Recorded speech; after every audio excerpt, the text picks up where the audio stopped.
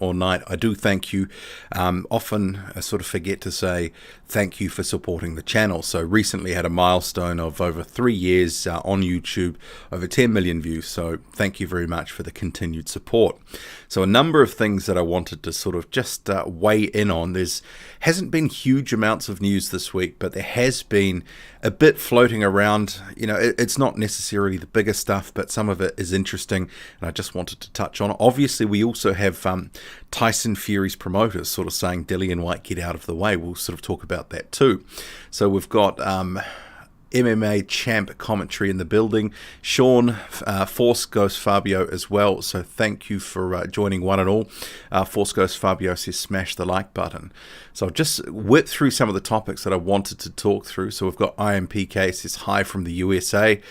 So on my list, so there's obviously we have Dillian Whyte and Alexander Povetkin. It's now for the diamond belt, which to me seems a little bit weird because Whyte is already the interim champion. He's the mandatory challenger as well, as we know. And now the diamond belt. It kind of feels like, you know, it's a bit excessive. Why would you need this other belt on the line? But also the WBC reaffirming this week in the midst of Frank Warren and Bob Arum talking about, well, Whyte just needs to wait. Sort of saying, well, actually, Whyte is next if he beats Povetkin. You have Frank Warren continually trying to push the barrow of Dillian Whyte versus Daniel Dubois. So we'll talk about that too. Joseph Parker and Junior Farr, the talks are intensifying. It's sort of been, will they, won't they? It's sort of been on and off in recent months in terms of negotiations. Otto Wallin fighting this weekend. Adrian Granat intends to make a comeback. Kubrat Pulev, he backs Alexander Povetkin to beat Dillian Whyte. And Darmani Rock is not with Rock Nation anymore. And that was actually part of a video that I did at the start of the week, so it feels like a long time ago now, but really it's just a few days. But for him, I think that's good news. But I'll just get back to the chat here away from my notes. So 15 in the building at this point. Thank you for joining. So All Things Awesome Gaming says, hey everyone, hope things are 10-8 for you today. Christopher Beck says, what's up? Liam Roscoe in the building says, morning BS. Morning to you and everyone else who has joined. So I guess we'll start off with this topic of Dillian Whyte, Alexander Povetkin, the diamond belt, which to me just kind of seems just a bit random. I mean, why have they put it on the line? And I guess the other question is there an extra cost to having it on the line? Has this been agreed as we'll flick you an extra amount of money to have it on the line? Just bear with me for a second, just got a cough. I think I swallowed a piece of dust or something like that. Apologies for that. So that just seems a little bit random. But Elofis 333 says the WBC trying to copy the WBA and throw as many belts out there as possible. It does really seem to be a bit of a race to the bottom at the moment with belts. I mean, if you've noticed with some of the WBA regular and interim titles, it almost seems like there's an extra 1 or 2 vacant titles of that ilk being thrown out there every single weekend for some fight somewhere in the world. Declan says, do you think Fury should be stripped if he fights AJ rather than Whyte next or after Wilder? Well, I think they're talking a big game about getting Dillian Whyte out of the way, but the other side of the equation is, well, Joshua's got a couple of mandatories. He's got to fight too. So even if you're to sort of, make sure that everything was perfect, it would seem like a massive stretch for it to happen this year as it has been suggested.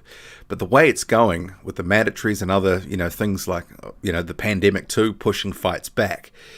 Yeah, I mean, that fight between Joshua and Fury, you may squeak one in at the end of next year, and that's, on the proviso that they just keep winning. But yeah, it kind of feels like a massive stretch for it to happen next. But if they were to ignore their mandatories, probably both would get stripped of their belts, or at least some of them. And Joshua having 3, of course, not counting the IBO. So Force Ghost Fabio says he thinks Povetkin is going to win. Also, Whyte had fat camp, not fight camp. I mean, it's hard to really know what he was working on out in Portugal, but he was there for such a considerable amount of time. I don't think it would have just been a fat camp. I think by about May or June, he was actually looking in pretty good shape. So the extra time, I mean, you could maybe make an argument because he's been out there for so long. is there a case of overtraining coming into play? But, you know, some of these things we're not going to know until we see the fight, you know, and see what he looks like. But he's looking pretty trim and close to career best shape. So I'm sort of thinking somewhere in the 240s, around mid 240s, where he's looked good at before. I've seen a few people suggesting maybe even high 230s. So Liam says, what happened to the Johnny Rice fight? Well, he, because I did contact him, he said that he'd been approached about that fight. He accepted the fight, and then a few days after he accepted, it was cancelled. So it's a bit of a weird situation. So for him, he said he was willing to take that and still willing to take it in the future. And I did ask him if he did have other things on the sort of horizon in terms of other fights that it were under discussion. And he did sort of say there were a few fights potentially with hard prospects. And he's that sort of, at this point in his career, that's sort of where his level has been, that he is sort of working at that gatekeeper level. I mean, he fought Dempsey McKean recently and almost won that fight. There was a final round stoppage, but he had a lot of success in that. He's fought Arslan Bekmambetov, Tony Yoka, others. So hard to know what happened, because Johnny Rice versus Carlos Negron, I think that would have been a competitive fight, but for whatever reason, didn't happen. FB says UCTV boxing is said to be making a comeback. Yeah, I did see something online from him sort of saying for people not to, speculate that he was not coming back, that he was just taking some time before he does a relaunch. So I don't know all the details. I just sort of caught something on social media. Conef says it's a marketing ploy. Well, it's not a really good marketing ploy, though, is it, for putting that diamond belt on the line? It sort of seems like a bit over the top, because in a way they're almost saying that the WBC interim title is not worth that much, because you could read it to be that they don't think it's worth that much, and the diamond belt has to be there to beef it up. So are they actually by default devaluing the interim title, the interim status, which Whyte obviously won against Oscar Rivas? Liam says Declan, he should be stripped, but probably won't be. Yeah, I think what's going to happen, though, is all this talk of these other fights and sort of moving Whyte out of the way, etc., and trying to bring forward the Joshua fight. For all that talk, it'll probably amount to nothing. And we'll see the same sort of order of fights that we've been expecting, that they'll take care of different mandatories and other bits and pieces. So Organic Fitness, a long-time subscriber of the channel, jumping in here with the super chat. Appreciate that. He says, Dillian is working hard. I agree with you, mate. I think maybe the early part of it was focused on sort of getting him sort of down in weight, but it did sort of look through some of his earlier social media at the start of the year, but that head after that December performance where he was that career high of, was it 271, that he was sort of starting to trim down even then before heading into camp. So maybe, that's been a blessing in disguise for him having the extra time. But arguably, maybe you could say the same for Alexander Povetkin, sort of sharpening his plans or whatever he's doing. Then again, Povetkin at 40, sort of waiting that long after his last fight, being an older fighter, maybe that will sort of count against him as well. But I think Dillian Whyte looks like he will be coming in good shape for that fight. Just getting back to the chat here. So Avtobus123 says, hello everyone, much love from the Ukraine, respect, stay safe, enjoy the boxing. Not a lot of boxing on at the moment, but there are a couple of heavyweight cards this weekend that we will come to, one of which I'm still trying to find where they're actually it's being broadcast if it's on social media. So that's German heavyweight Christian Thun. He's taking on Jason Bergman. So I actually have reached out to Christian Thun via Instagram to sort of, directly, can you tell me where this fight is going to be? Because I had emailed Universum. It must have been, that's his promoters. This is his first fight under them. I emailed them, must have been a week or so ago. Never heard anything back. So yeah, I mean, it's going to be probably, someone's going to stream it somewhere, probably likely on a Facebook. So if I do find out, I will probably, I'll tweet it. So All Things Awesome Gaming says, Whyte versus Dubois is a great opportunity for Dubois, terribly high risk and low reward for Whyte. Yeah, I'll touch on that soon, because to me it's quizzical to an extent that Frank Warren's pushing that so hard, because it doesn't make sense for Dillian Whyte at all. I mean, they're at different stages of their careers, and I don't think it would be fair for people to say Whyte would be ducking Dubois. They're just not at the same place right now. You know, Daniel Dubois is still on the way up.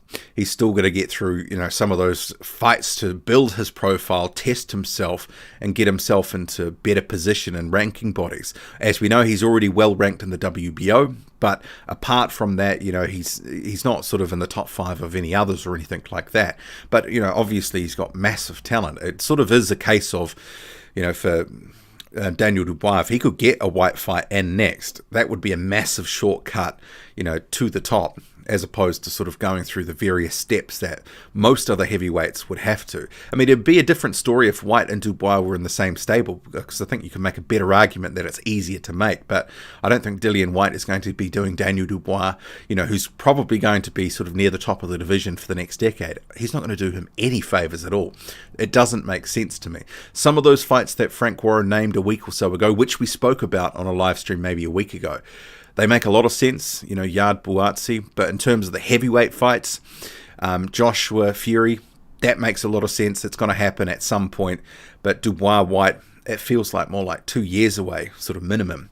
So AZ says, big up Boxing Squared. Christopher says, way too much dilution when it comes to the belts these days. What seems to be getting worse and worse in the WBA, as I sort of did in a recent video, justifying having 4 champions at heavyweight and multiple champions in other weights, saying it provides promoters and boxers opportunities.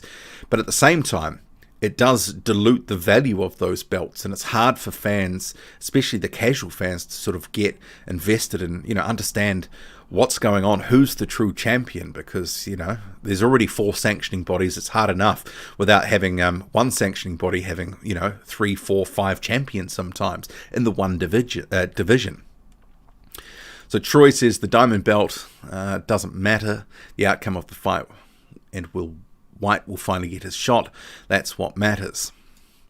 I mean, just the whole situation, why did they even need to put it on the line? Because, as I sort of referred to earlier, having the diamond belt sort of to complement the interim title, it's almost implying that the interim title's not really worth much. And I guess for some people, they'll probably say it's not.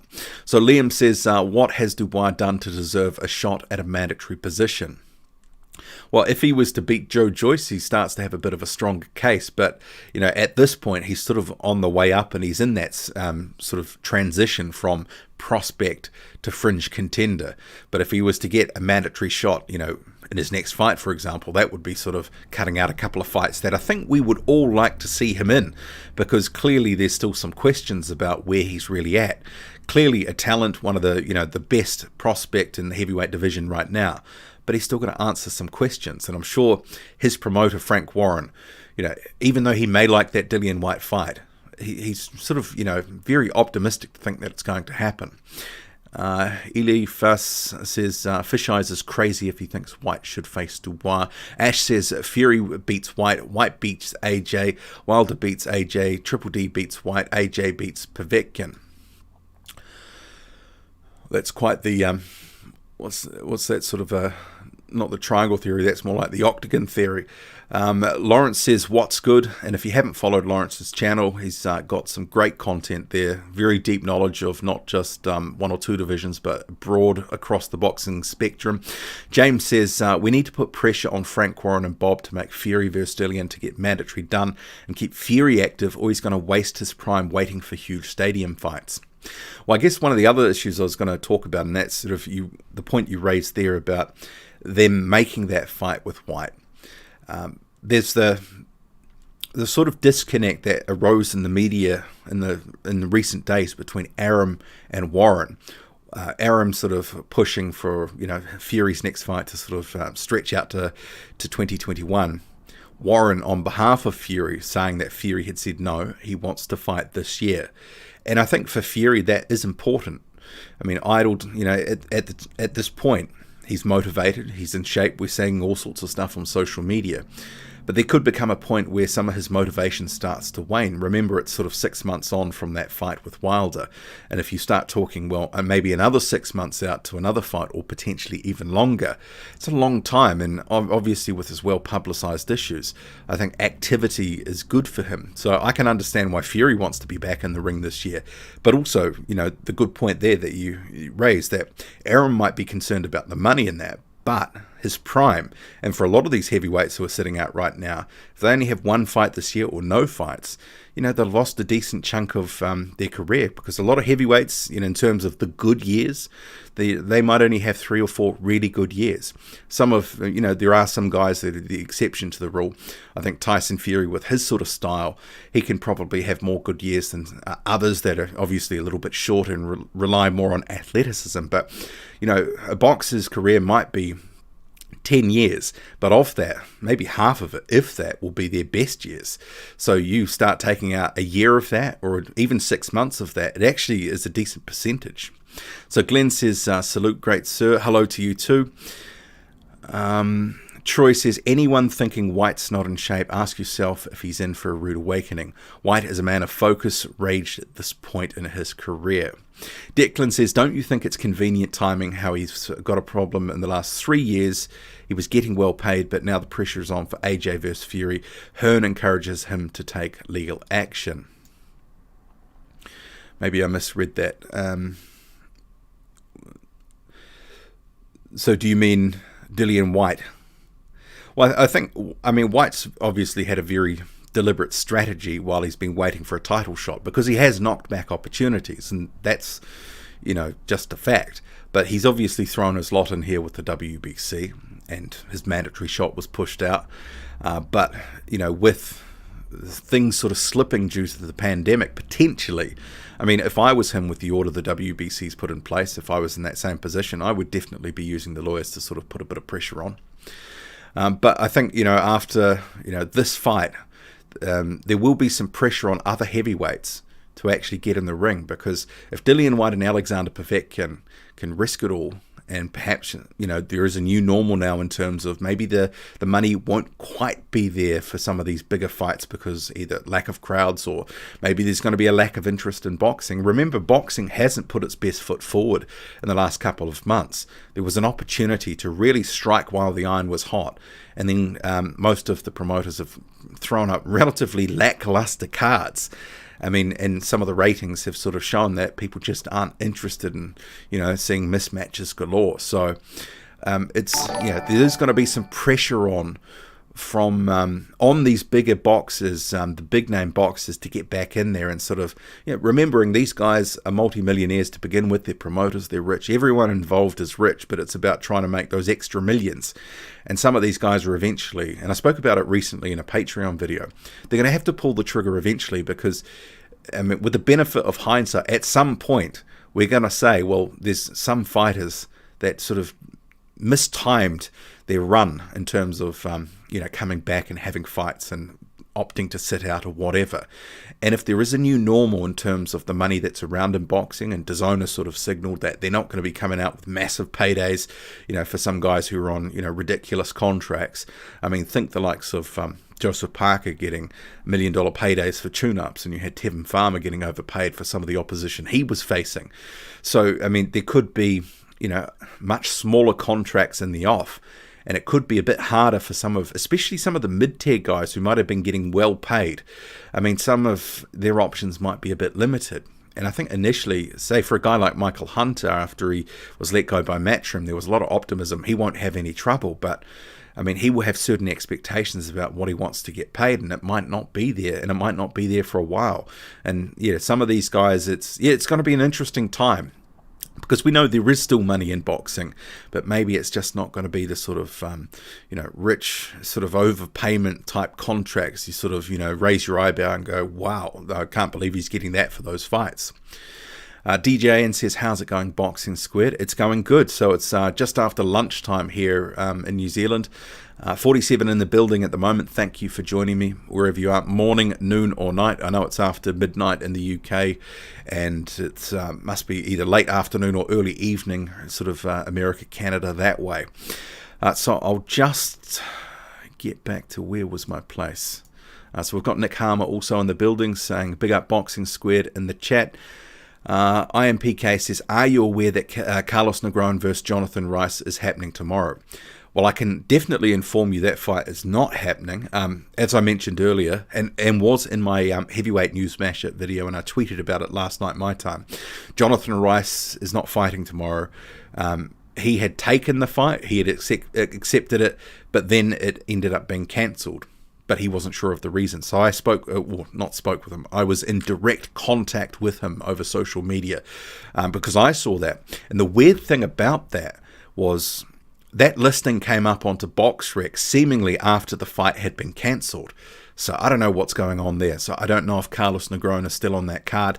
And somewhat weirdly, I mean, generally within an hour or two after the weigh-in, there'll be a press release from either PBC or Showtime, or, in the case of this card too, Dimitri Salita, his is it Big Buzz Media, they put out a press release with the weights and, for the respective fighters, etc., because Otto Wallin is a Salita fighter who's on that card fighting Travis Kaufman, but nothing's come out. So I saw that Otto Wallin has weighed in for that fight, Travis Kaufman too, but I'm not sure about Carlos Negron if he's still fighting, but Jonathan Rice definitely not fighting according to him, so you can take that one to the bank. MMA Champ commentary says he's got AJ KOing Pulev, then AJ beating Usyk by split decision, because remember, you have to KO or TKO the champ to win. Then I see AJ KOing Fury. Well, I think the next year or so is going to be a very interesting time, because if there is a couple of different fights for Fury and Joshua to get through, they're not going to be gimme fights. So it's going to be interesting to see if undisputed between the two names that are currently being mentioned actually happens. Remembering, I mean, we were talking Wilder and Joshua a couple of years ago. That never quite came off.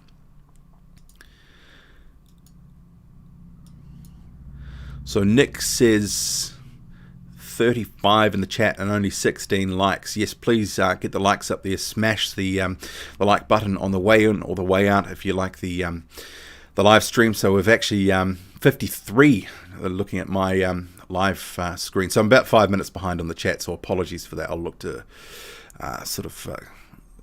speed up a bit here. Organic Fitness says, quizzical is the word. Don't know what Frank is on about. Thought he was doing Dubois versus Slow Mo Joe. I think that fight still happens, but maybe some of this is also, if we step back and think about it, as they're looking to build Daniel Dubois' profile. And at the moment, let's face it, it's not the biggest. I mean, obviously, boxing fans know, his talent and his ability, but to the broader sort of casual market, he's a bit of an unknown to a large extent. So, I mean, this could be a case of trying to connect his name to Whyte, build a bit more name recognition and name value. And remembering Whyte's got a fight coming up, so it's a good time to if they're getting headlines out there and people are starting to look for Dillian Whyte coverage. They might be a casual boxing fan, and then they start to see this name Daniel Dubois popping up, and they might kind of go, who is this guy, and have follow him a bit more, just learn a bit more about him. Could be something like that. But yeah, in terms of the mechanics of it actually happening, I can't see that happening. So Crazy D3, I'll just get to his super chat. Appreciate that, Crazy D3. He says, Frank's got to focus on putting on Dubois versus Joyce before putting those guys in with Whyte and Chisora. All this back and forth between Fury and Whyte fans means nothing if Povetkin is victorious. Well, that could be the ultimate irony if Povetkin comes in here and upsets the apple cart. And I know I've said this for the past couple of weeks. My major preview video is still coming. I've actually finished the script, but I've been pretty busy this last couple of weeks. I actually just started a new job just this past Monday, so this week's been a bit of a struggle in terms of after work with being a bit tired and that sort of first few days and information overload. But yeah, I'm slowly getting there, so I'm hoping to record that and put that out tomorrow. With a week until the fight. So yeah, but in terms of Dubois and Joyce, I expect Frank Warren will have that. I don't think the Joyce and Chisora fight's ever going to happen, because Chisora just wants too much. That was clear even before Joyce joined Frank Warren. So yeah, Dubois versus Whyte could happen down the line, but I'm not expecting it anytime soon. So Organic Fitness says WBC belted the Pope as well. Mauricio believes is a boost in the... I'm just getting a phone call coming through. I'll just... I was buzzing on my Fitbit. I'll just turn that off. Okay, back to it. I'll just have a quick sip. So I'm going to try, because I'm slowly catching up on the chat there. I'll try try to get down to the start, and then we'll get to a couple of other topics, because we have Joseph Parker Junior Fire negotiations. That is resuming. That is according to reports.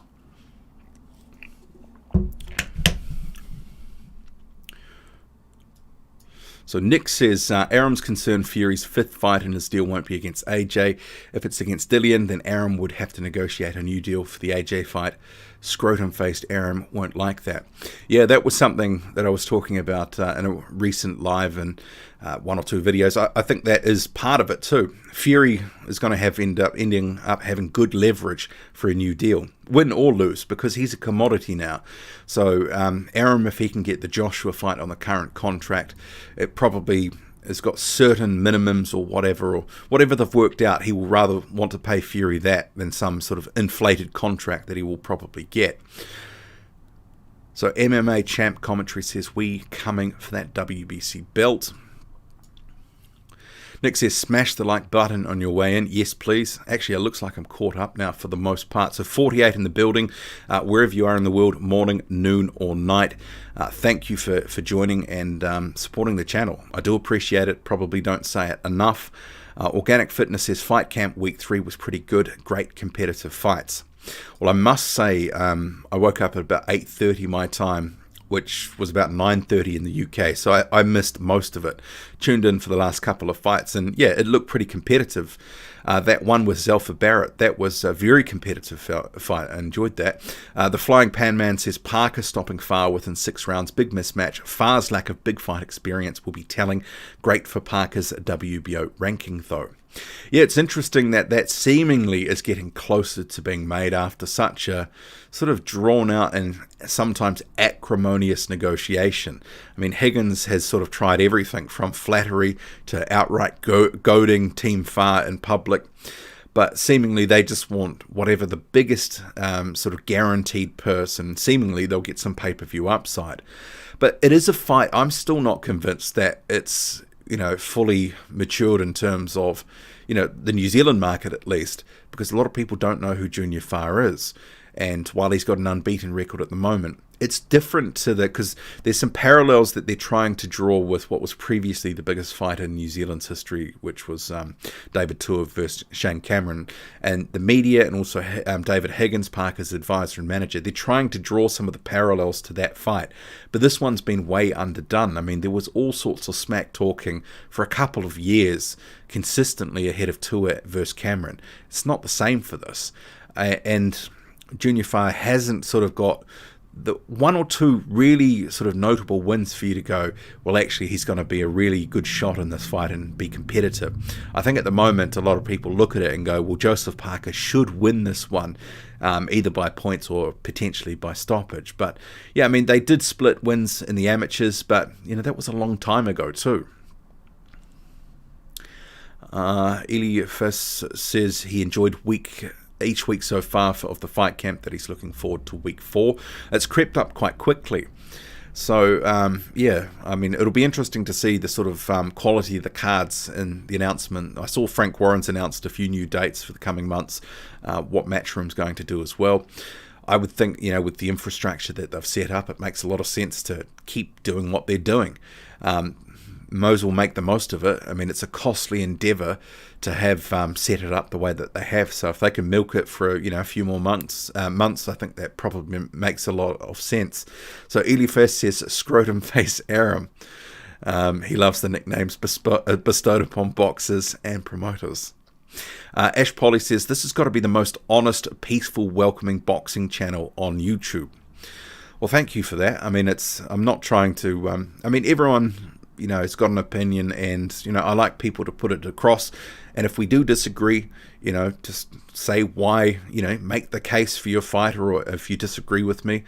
But, yeah, hopefully people do enjoy the content and the channel. And if there are sort of people that come sideways, either at subscribers or, at me directly and they're abusive, I mean, they soon find their way off the channel, and their ability to comment on it goes sideways along with them. So, I mean, hopefully you're enjoying the content. The next couple of weeks might be doing a few more live streams. I've just, as I was mentioning before, just started a new job. So depending on energy levels, at the end of the day, sometimes it might be just a bit more convenient to do a couple of lives. But I managed to get out a few videos this week per normal, so hopefully you are enjoying the content. And my White Povetkin preview video, which is sort of 10 things to watch for, that should be coming out tomorrow. I keep saying that I'll be finishing it off, but I have actually fully written the script for it, so wait for that one. Liam says, where do you think Parker Farr will be if it happens? Well, they were talking about Dunedin or Queenstown. Queenstown has been a venue that Higgins has been mentioning for some time. Yeah, but as Unga says, and welcome Unga, he says it won't be Auckland. So for those who are not in New Zealand, there's been a bit of a flare-up, a cluster of cases of COVID up in Auckland. So they're now down on what's a level 3 lockdown. The rest of the country is level 2, which is kind of slightly elevated, but mostly nothing has changed. But in terms of Auckland, a few more restrictions in place, but they can still buy takeaways. I think that's what the main difference between level 3 and level 4 is. You can get takeaways at level 3. Rooney says, I'm not convinced Fury vs Wilder 3 is a foregone conclusion. Yes, Fury won pretty emphatically, but I feel Wilder's going to move his legs more, and that towel 100% won't go in at any cost. I do think there is an element of, because of the conclusive nature of the second fight, that people are looking past Deontay Wilder at this point, that it is going to be a foregone conclusion. But yeah, I mean, Wilder is dangerous with his power. If he can make some adjustments and be able to, deal with some... we don't know what Fury's going to do in that third fight either, because Deontay Wilder might start planning for that version of Fury got in the second fight, and then maybe all of a sudden we see Fury, boxing out of the southpaw stance and doing a few different things that he hasn't done in the first two. Plus also Sugar Hill Stewart had mentioned that Fury had only adapted certain things from the Kronk style for the rematch because they hadn't had enough time together. So I'm expecting to see a slightly different version of Fury again, who'll want to flummox Wilder. I guess, Wilder, he's always a chance in a fight with his power, but he definitely is going to have to make some improvements. Didn't look going backwards at all. Good going backwards at all. Declan says, good luck with the new job. I'm in the process of getting a new one too. 2020 struggles.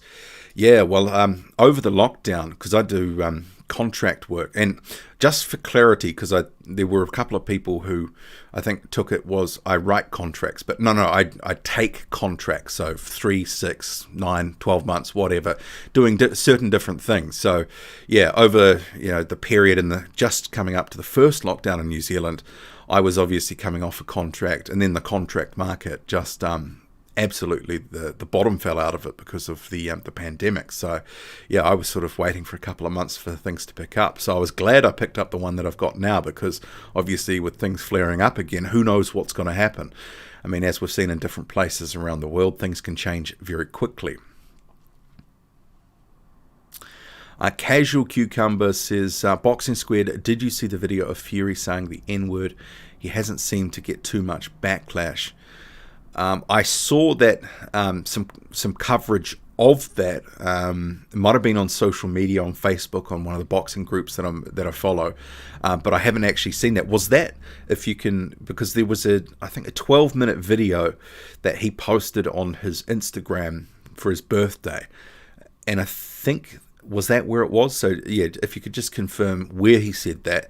So I have that video that I've downloaded it, and I've sort of saved it in my Fury file, but because it was a 12-minute video and I quickly flicked through and he was doing cake or whatever, I didn't watch the whole thing. Declan says, Wilder vs Whyte would be a great clash if Wilder isn't shot from the Fury fights. I mean, I just hope at this point, regardless of what happens next, in the next couple of years, we do get some of these big fights that we've been sort of clamoring for the past maybe 3 years. Sort of seems, yeah, I mean, even now, it's still a lot of talk compared to reality. So hopefully just, we're going to get some fights. And that maybe the situation with the pandemic, and we've sort of seen Frank Warren, trying to sort of cross the promotional divide and, get Matchroom to make a few fights. The longer that this goes on and there's a new normal where maybe there's no crowds, there's a bit less money in boxing, they might just have to work together a bit more. And that could be good for the fans, for us. So Joseph says, hey, Boxing Squared, any news on Hemi the Heat? Another one of another one of our great boxing. Okay, I think the last word's missing there. I did see on his management company's Instagram that they basically said he's ready for a fight and, he's back training, that sort of things. But in terms of anything beyond that, I haven't heard anything. I guess it's he's sort of in that situation where, at the moment he's probably stuck in New Zealand. He's probably, he's one of those guys that is in a weird position in his career, similar to like guys like Martin Bacoli, that, he's good, he's sort of high risk to an extent. He's sort of waiting for that stepping stone fight to get to that next level. There's a number of guys like that, but he can crack. He's got some good power, some good skills.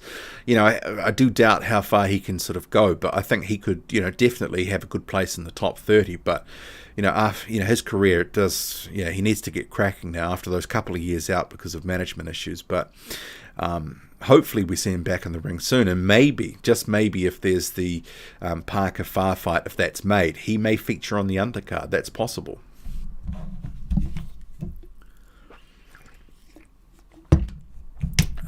So Dame Star says, Boxing Squid, what do you make of the mixed messages from Arum and Warren? Sorry if you already mentioned it, just joined the chat.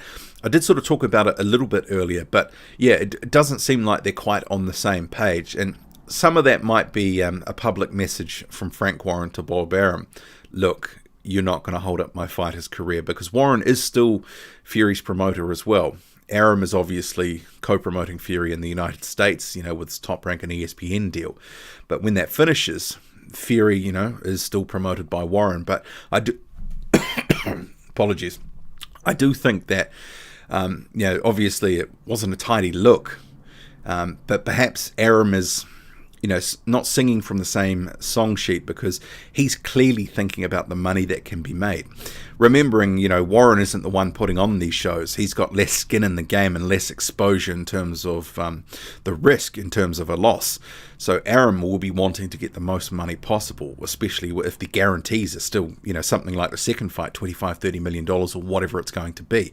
It's a big chunk of change, but apparently, from all reports, the contract for the third fight, in terms of the date it has to be held by, is December. So there would have to be some sort of renegotiation to push it out to 2021 anyway. So yeah, we'll have to see where that goes. But I think Warren and Fury won't want to be sitting idle just for for several more months, and that's clear from the comments that he says he wants to fight this year. So hopefully he does, and if it's not Wilder, hopefully it's Whyte, and if it's not Whyte, hopefully it's someone meaningful.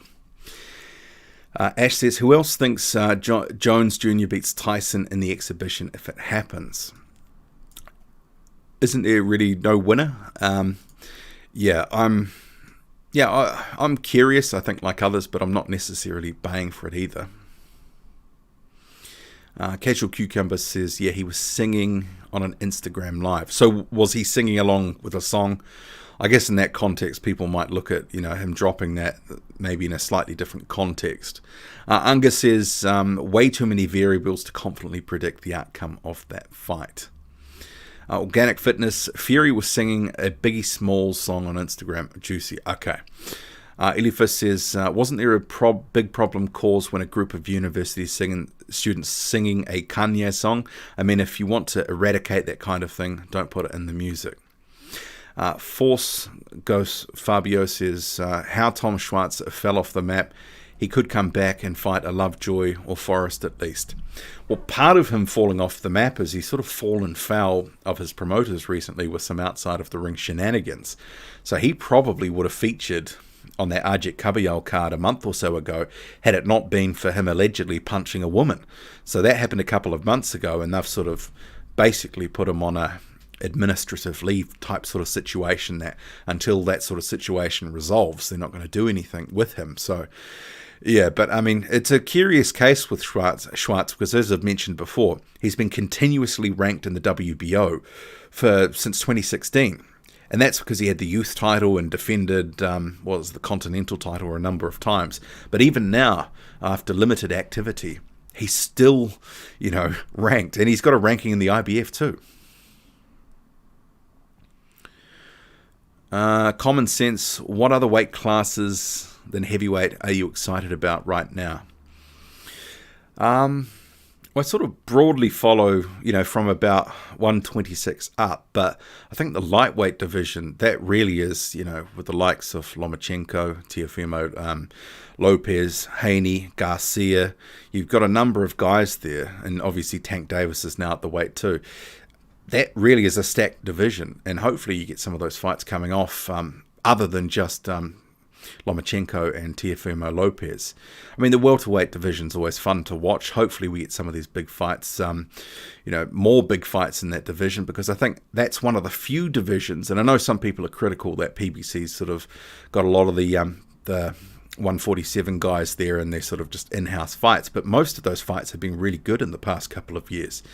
I mean, 160 is good as well, 168, 175. There's a number of fighters that'll follow across different divisions. I mean, if there's big fights on, there's a decent card I'll be watching.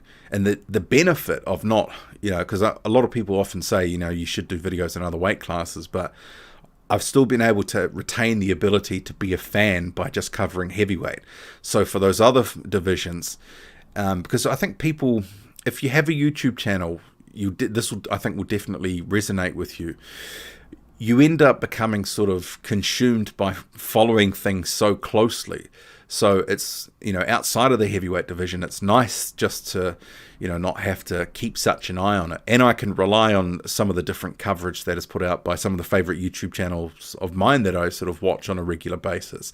I can sort of do a bit of reading, but I don't have to get so far into it, as I do for the heavyweight division, which I really try to keep my thumb on, down all the time to get all the, because it's one of those things, if you sort of let things slip for a few days and you're not checking in on the stories and the social media, things can happen. It just passes you by so quickly.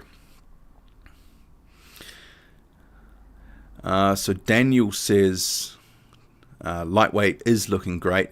Yeah, I mean, there's a number of divisions with some big fights coming. I mean, some of the PBC schedule coming up, especially the Showtime stuff, is looking really good, really promising. I mean, the Benavidez card this weekend is maybe one of the weaker cards of their schedule for the rest of the year, but there's some really good cards.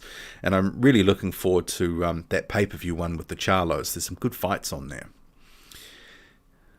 And Liam says, don't forget Kambosos at 135. Well, it's a really stacked division. Some other really good fighters there as well, like Hector Tanahara as well. I was disappointed that he was didn't get to fight a few weeks ago when his opponent pulled out. Was it Gester? Pulled out because of food poisoning or something like that. Organic Fitness with another super chat. Appreciate that, mate. Thank you for that. Towards Lovejoy becoming heavyweight champ, mate. People support this channel. Christopher Lovejoy is really an interesting case. He really is. So I'm still waiting for this official announcement from Don King about the supposed fight that Lovejoy's going to have with Trevor Bryan. But apparently, Lovejoy is taking this seriously, and, he said another deposit cleared, so whatever that means, it's meant to be on Impact Network. They're talking, I think, September 26th, so, they're going to have to announce something at some point, but, we'll probably get to see him fighting and on TV, so it'll be, I think, a revelation for a lot of heavyweight fans who've been wondering, Christopher Lovejoy, the man, the myth, the legend, the mouth, how good is he? Common Sense is, what do you think about fighters Benavidez missing weight? It's not a good look, but I think with the lockdown and that sort of stuff, we're going to see a bit more of it. I mean, there was a couple of weeks ago, I think maybe it was that DAZN card I was just talking about there, Tanahara was on, but then didn't end up fighting. I think there was someone who had to boil down 22 pounds just in the final 2 days or something ridiculous. There is going to be some guys that are going to be missing weight. I mean, even, I haven't seen the photo, but Otto Wallin for his fight against Travis Kaufman, he was his second career heaviest of 241 pounds. So normally he's between the 230 and 240 mark. And his highest, I think, is 249. But I just sort of thought it just could be a symptom of the lockdown and not being able to train in some of the same way that fighters have before. And if they've had more idle time at home, they haven't been able to get out and about as much. Perhaps, they've been sat down on the couch eating pizza or something. Flying Pan Man says, okay, just retracted that, but TSB Arena. Well, they are talking apparently for the Farr and Parker fight if it gets made. Seems that Dunedin and also Queenstown are the likely options, and Queenstown is one that has been mentioned by David Higgins for months now. So Unga says, what did Kaufman weigh? 234. So a week or so ago, he posted to his social media. So we might as well talk about this fight now. This was on the list, and I'll just check my list in a minute just to sort of see where we've got to in terms of topics. But yeah, Kaufman said he was 239 a week ago, and over the past year, he's got down from 287. And for the weigh-in, he was 234. So he's in much better condition than he has been for some recent fights. So I think that's good for him, and I think he's clearly going to be fitter than he has been. And if we can push Otto Wallin a bit, I mean, that's good. I mean, we want to know how good Otto Wallin is, and this fight doesn't necessarily tell us all we need to know, but it's going to give us more of an indication of his level, because aside from the Adrian Granat win, which was two fringe guys fighting each other, and a respectable effort and a losing effort to Tyson Fury, Otto Wallin still is a little bit of a, I don't want to say a mystery, but we don't really know his level. His promoter and Wallin and others involved with his career have been saying he's a top 5, top 10 guy based off the Fury performance, but the resume doesn't back it up. But I'm expecting he's going to go in there, look good, behind the jab and movement, just sort of, pick apart Travis Kaufman. So it'll be good to see if Travis Kaufman, if his gas tank is going to be better for this fight. If in the later rounds, what he can do against Wallin, because I think Otto Wallin does, slow down a bit in some of his fights. So if Kaufman is still in the fight and doesn't take too much punishment early on, because I could see Wallin peppering him with the jab and shots to the body, it'll be interesting to see what happens in the second half. But I still am expecting that he is going to get a decision win, or the win at least, over Travis Kaufman. And I actually saw on another stream of that I watch when I go out walking and stuff, that they were predicting Travis Kaufman to effectively dog walk Otto Wallin, which to me, I was shocked at that suggestion. And I thought, have they never, apart from the Fury fight, have they not seen him fight before? Because he is, more of a finesse fight. I mean, we saw a bit of a different version of Wallin in the Fury fight, simply because Tyson Fury, got cut, and he made it a bit more of an uglier fight. And Otto Wallin was, not above trying to get down and dirty, obviously thumbing the cut and all that sort of stuff. So Ash says the Kaboom guy who Whyte beat is a problem for a few good heavyweights. Him versus Parker would be good. So Oscar Rivas, he's sort of rehabbing from a shoulder surgery, not a shoulder surgery, an elbow surgery. There is talk he's going to be facing Carlos Takam next. They've sort of indicated, because that fight was going to happen before Rivas got injured. So I like that fight. So Rich says, do you think there is a case for a super heavyweight class given the dominance of fighters over 6'5" and weighing north of 240 pounds? No, I kind of think it's, how it is. I mean, maybe you could make an argument that the heavyweight minimum could be lifted, and there was some talk at the WBC convention about that, maybe creating another division between 200 to 225, but it wouldn't sort of change the sort of the issue that you're raising there. I mean, arguably you could create more divisions, but I think it would dilute boxing further, and I think it would really sort of hurt the sport to some extent too. So Unga says, did he look good at 235? I might lean towards Kaufman at 6-1.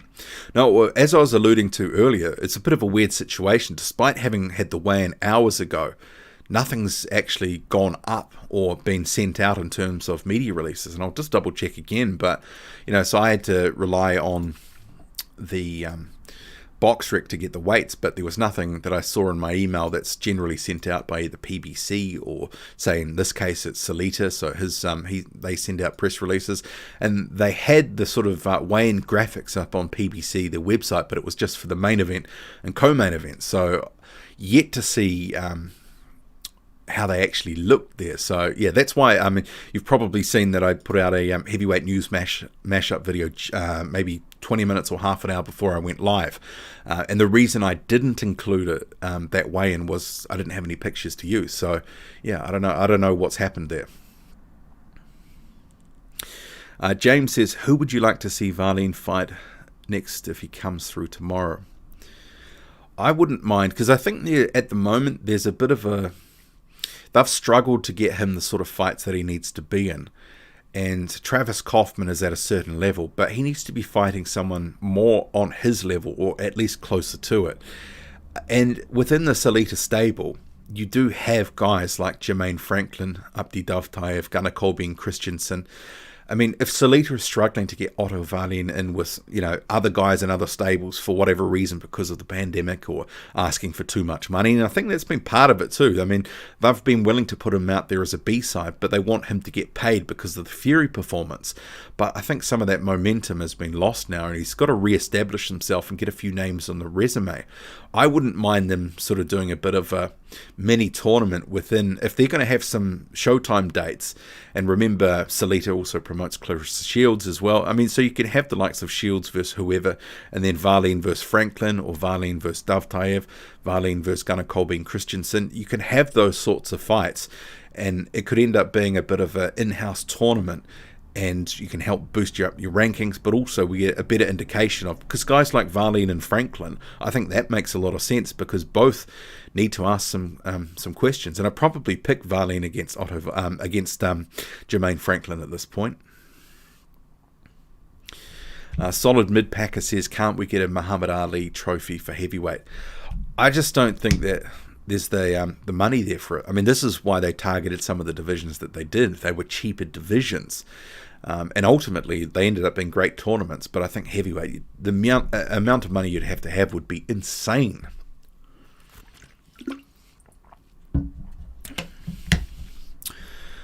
So Nemo says, what got you interested in heavyweight boxing?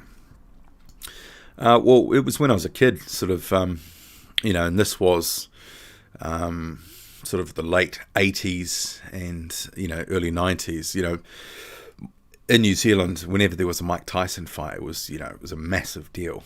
And, my uncles used to watch him and that sort of stuff. So I became aware of it. And then I sort of got more into boxing, and specifically heavyweight boxing, after the Barcelona games in 92. So David Tua, New Zealander, he obviously went on to have a good pro career. He won a bronze at that game. So I was getting up in the night watching, his fights. And it was also, at the Olympics, I was getting up watching other, I think, Gary Anderson, he's a cyclist, he won a bronze and all that sort of stuff.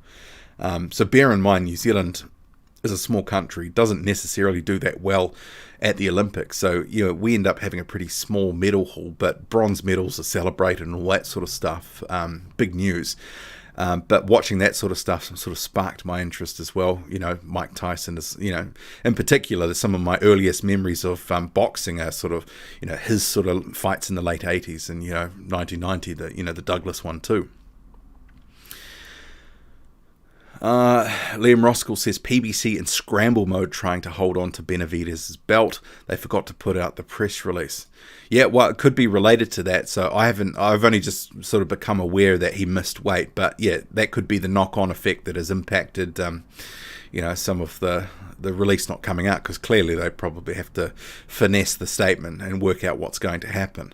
And obviously Benavidez has had a bit of a tumultuous career to some extent with the cocaine stuff that he was involved in a couple of years ago now.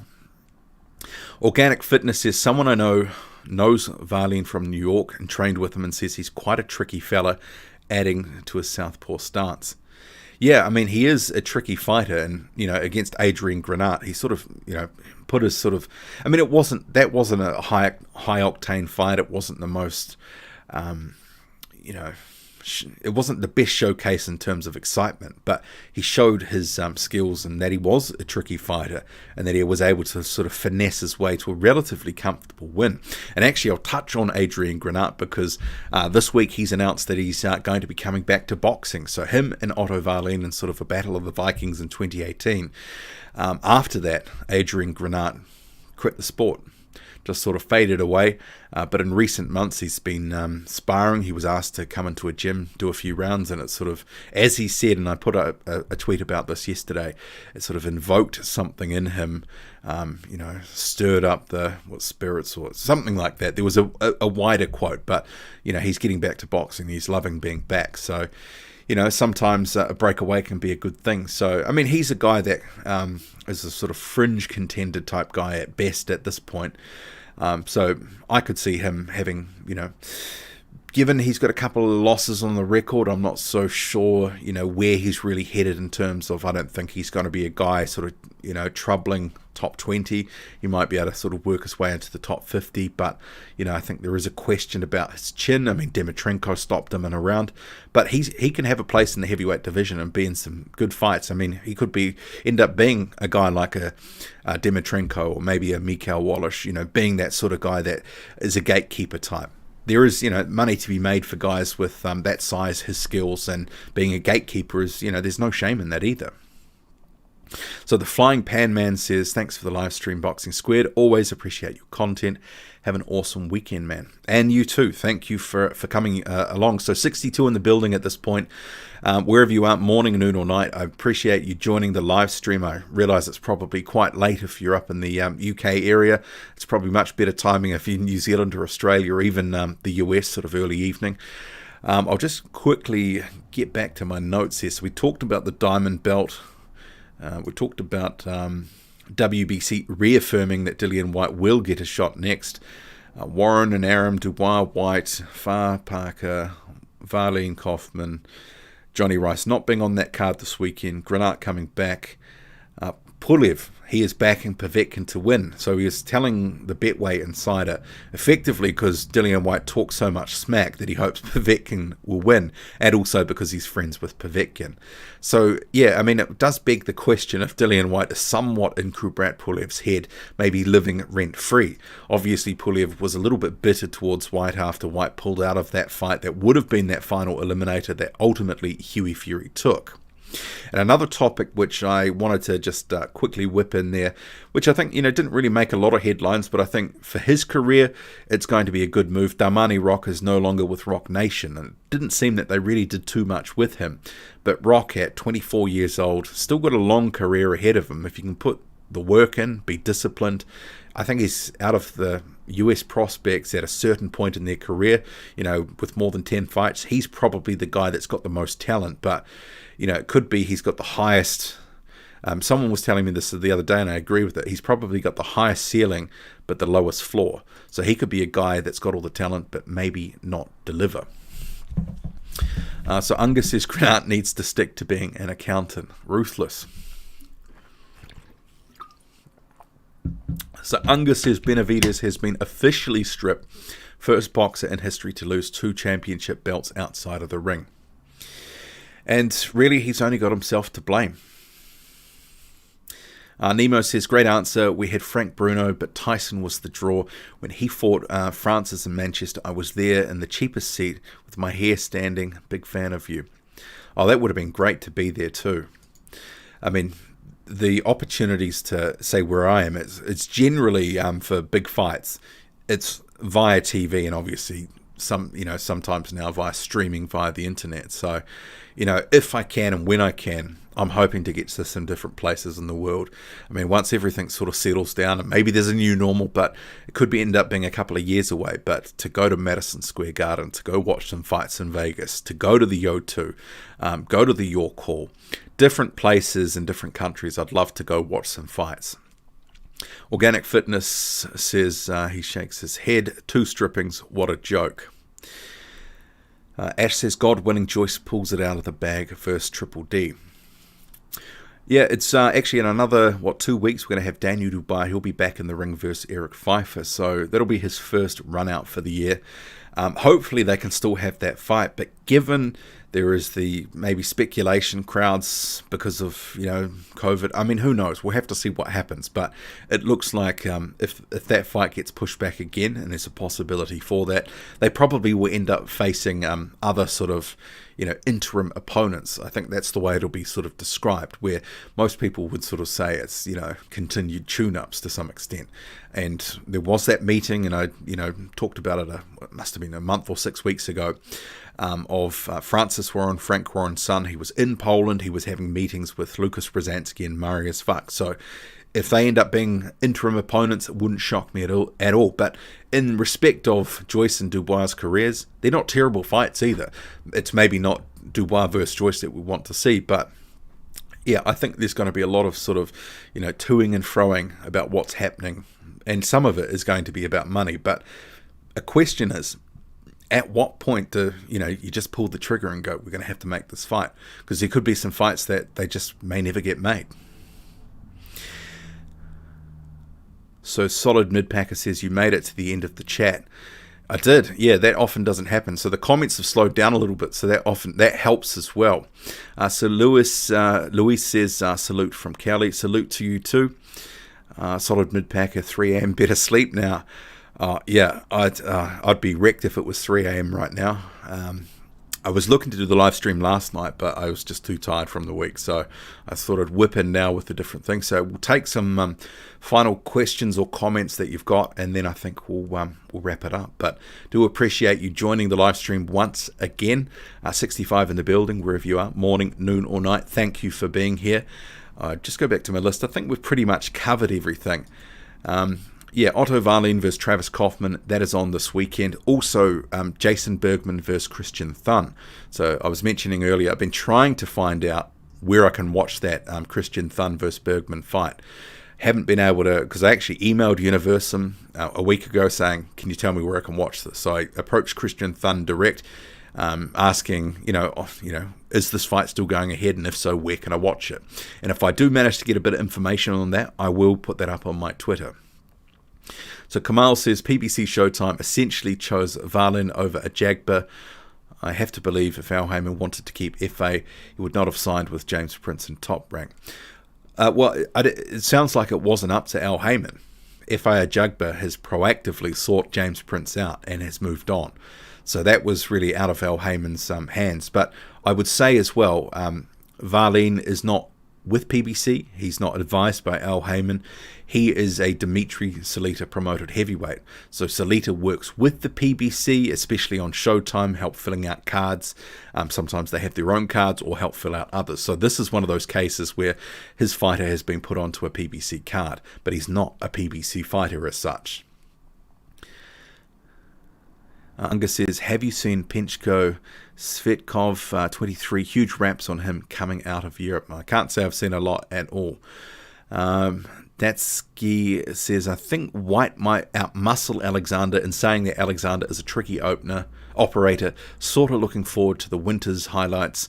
Parker does beat Farr. Hope Ruiz does fight shortly. Yes, and that was the other thing I haven't got on my list, but I did include it in the mashup video. So the latest Heavyweight News mashup video was out just before I came live. Areola and Ruiz, shock horror, it has been confirmed as they've reached a deal in principle. Hasn't been officially announced, but according to Mike Coppinger, it is over the line. And obviously for a number of weeks now, there's been the signals, especially from the Areola side and Areola's trainer Joe Goosen, that was pretty much locked and loaded. So Manuel Char, I expect him at some point probably to come out and say Andy Ruiz ducked him, but that's not true. Luis says, why bring Areola back? Well, I think that's just the case. I mean, Andy Ruiz Jr. signaled he wanted a tune-up. Areola versus Ruiz was a fight that was talked about for a long time. They could have had it a few years ago, probably should have had it, back in 2015, 2016, something like that. I mean, this is just a case of a payday for Areola. It's a tune-up. It's the tune-up Andy Ruiz Jr. said he wanted. He wants a tune-up before facing a guy like a Luis Ortiz. So, I mean, it's going to, be billed as a, all Mexican-American clash, battle for supremacy and all that sort of stuff, bragging rights. But it is going to be a case, I think Andy Ruiz is going to just be too good. He's going to catch Areola a bit too often, but it could end up being a fun fight, but Ruiz will win. Ash says there's definitely a proud feeling in the British heavyweight division. A lot of British heavyweights coming through right now. Force Ghost Fabio, Filip Hrgović update, please. Well, he's been training in a sort of pseudo camp in Croatia. No fight date set yet, but yeah, there's been different stuff popping up on social media with him training and other, things like that. But in terms of a date and an opponent, nothing that I've heard as yet. Unga says, I think Ruiz versus Arreola could be a very good fight. I think in terms of the styles meshing well, I think it is going to be a good fight. It's going to be a fan-friendly one, but I think the result's probably not really in doubt. Nemo says, unbiased, honest reporting. I feel only you and sporting icons are like this. Love your opinions. Well, appreciate the feedback. Just sort of trying to, tell it from my perspective. I mean, I'm here for the sport. I'm not here to push promoters' agendas or just sort of fanboy for a fight or anything like that. I mean, I'm covering one division, the heavyweight division. There's so much going on. Why would I just sort of limit myself to 1, 2, or, a couple of fighters? Kamal says, any updates on that Chechen-Russian heavyweight based in Montreal with Yvonne Michel? The one who supposedly had a $25 million offer for Wilder. That guy is MIA. It was a publicity stunt. So you were talking about Aslan Bekmambetov.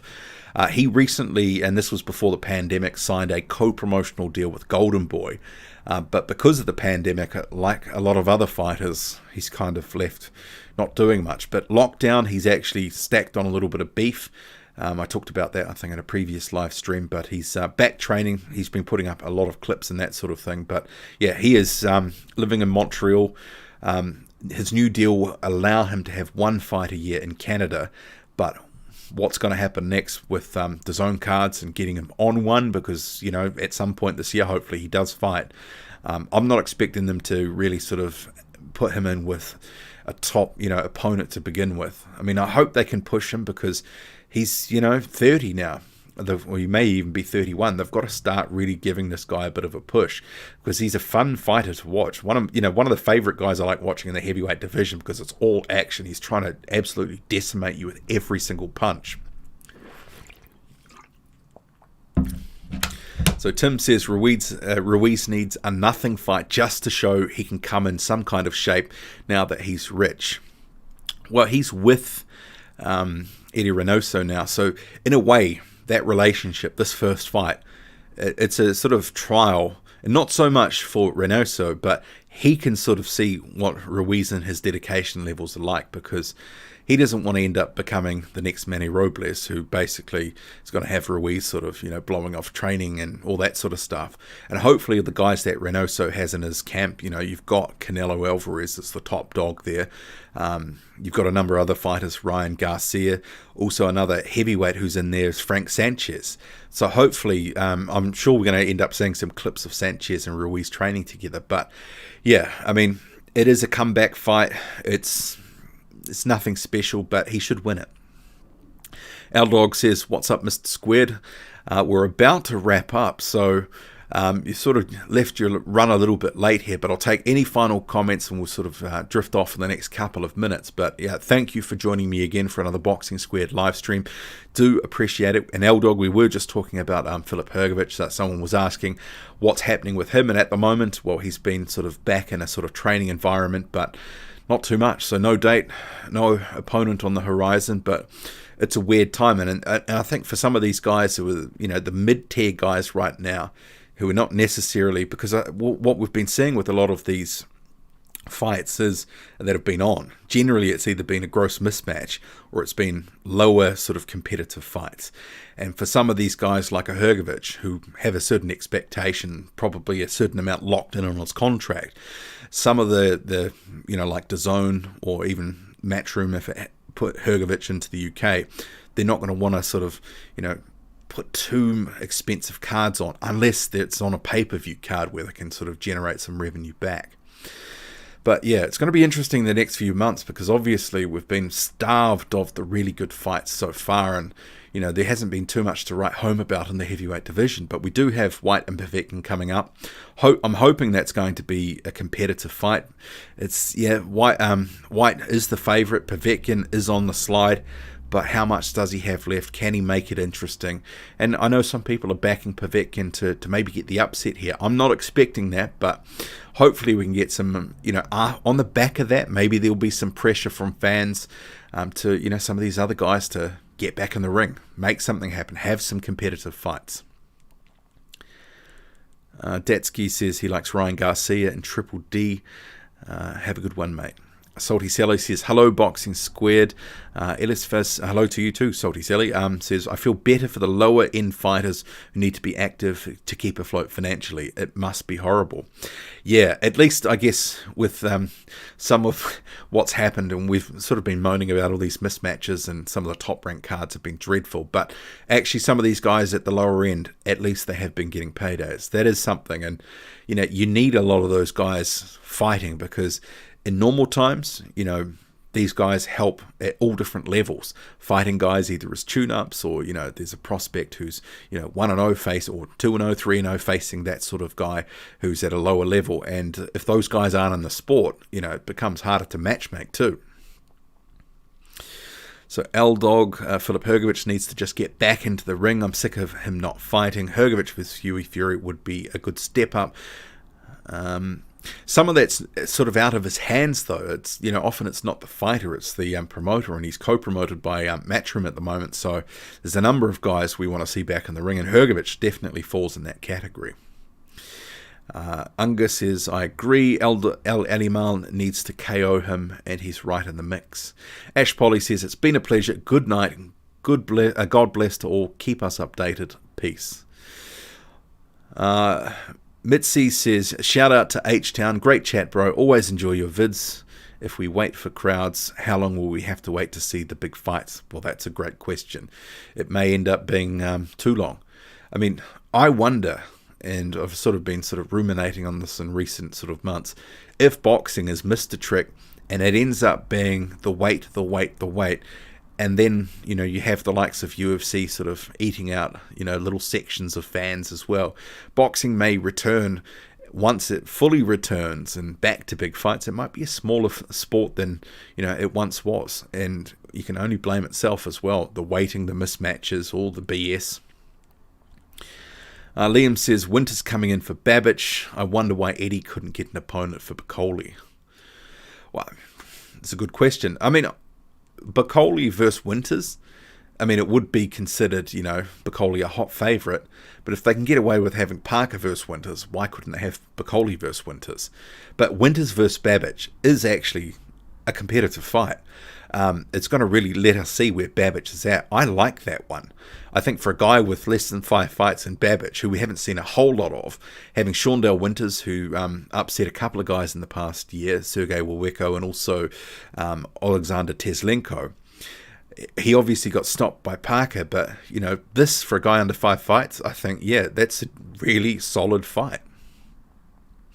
Organic Fitness says Bacoli fighting Kuzman in September, I heard, says Organic Fitness. Yeah, well, for Bacoli's sake, I hope they can reschedule it, because it was a lost opportunity. And the question I posed in a live stream, maybe a week ago was, well, what happens with these guys? Because some of these, perfect opportunity, perfect stepping stone fights may not materialize for some time. If the opportunity passes them by, end up having another journeyman fight or something like that, they've lost out in a decent chunk of time too. And yeah, it's a weird time right now with the sport. And it's, we're not going to really know how the sport has responded until after the fact, when we'll be dissecting it. And in hindsight, we're probably going to say that it missed a trick, and that some guys waited too long, some people missed their opportunities and lost part of their primes. I mean, that just could be something that happens. But on that note, I'll wrap it up. Thank you again for joining a Boxing Squared live stream. Appreciate you coming, wherever you are, morning, noon or night.